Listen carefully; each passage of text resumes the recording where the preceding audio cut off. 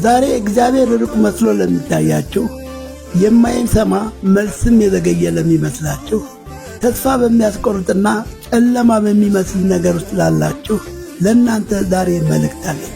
ሐዋርያው ጳውሎስ በሩቅ አገር በተዘጋ እስር ቤት ውስጥ ሆኖ ለፊልጵስዩስ ሰዎች መልእክት ሲጽፍ ጌታ ቅርብ ነው አላቸው። አያችሁት?